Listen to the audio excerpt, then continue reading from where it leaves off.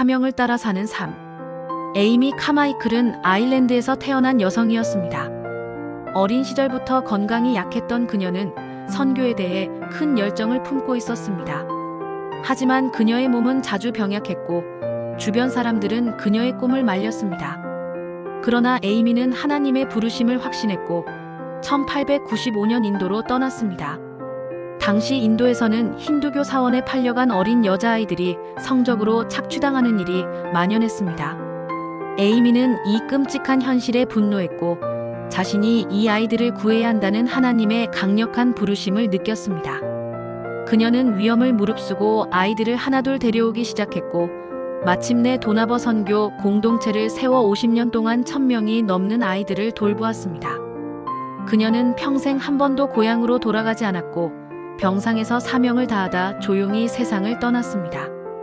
그 무덤에는 단 한 단어만 적혀 있습니다. 엄마.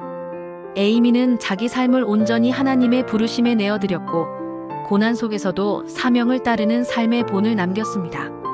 하나님께서 우리 각자에게 맡기신 사명이 있습니다. 그것은 사람마다 다를 수 있지만 모두 하나님의 뜻을 이루기 위한 고귀한 목적입니다.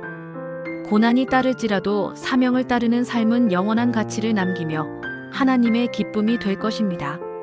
하나님께서 주신 사명이 무엇인지 깨닫고 그 사명을 감당하기 위해 최선을 다하는 삶에 대해 묵상해 보겠습니다.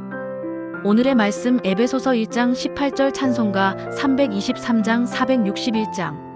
너희 마음의 눈을 밝히사 그의 부르심의 소망이 무엇이며 성도 안에서 그 기업의 영광의 풍성함이 무엇이며. 하나님은 모든 그리스도인에게 특별한 사명을 주셨습니다. 그것은 단지 교회 안에서의 역할만이 아니라 삶의 모든 영역에서 하나님의 뜻을 드러내는 삶의 방식입니다. 사명은 우리를 향한 하나님의 초대이며 또한 영원한 목적입니다.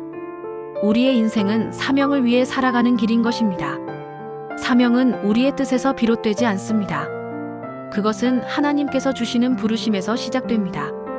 모세는 광야에서 양을 치던 평범한 삶을 살고 있었지만 하나님께서 부르시자 민족을 구원하는 지도자가 되었습니다. 우리가 사명을 발견하고자 한다면 먼저 하나님의 음성에 귀 기울여야 합니다. 사명을 따라 사는 삶은 반드시 헌신을 요구합니다. 그것은 자신의 시간을 바치고 때론 자신의 안락함과 계획을 내려놓는 삶입니다. 바울은 복음을 전하기 위해 여러 도시를 떠돌며 고난과 핍박을 감수했습니다. 우리 역시 하나님께서 맡기신 사명에 순종하여 최선을 다해야 합니다. 우리는 사명을 감당함으로써 하나님께 영광을 돌릴 수 있습니다. 사명은 나 자신을 위한 것이 아니라 하나님 나라를 위한 것이며 우리가 그 사명을 감당할 때 하나님의 뜻이 이 땅에 이루어집니다. 하나님은 사명을 위해 최선을 다해 순종하는 사람을 통해 세상을 변화시키십니다. 사명을 따라 살아간다는 것은 단지 특정한 사역을 감당하는 것이 아니라 삶 전체를 하나님께 드리는 일입니다. 나를 부르신 하나님께 응답하며 순종의 걸음을 걷는 삶은 가장 복된 인생입니다. 언제나 하나님의 부르심에 응답하며 최선을 다해 사명을 감당하시길 바랍니다. 오늘의 기도. 주님, 우리에게 맡기신 사명에 기꺼이 순종하며 살아갈 수 있도록 인도하시고 우리의 삶을 통해 하나님의 나라가 나타나게 하옵소서. 예수님의 이름으로 기도합니다. 아멘.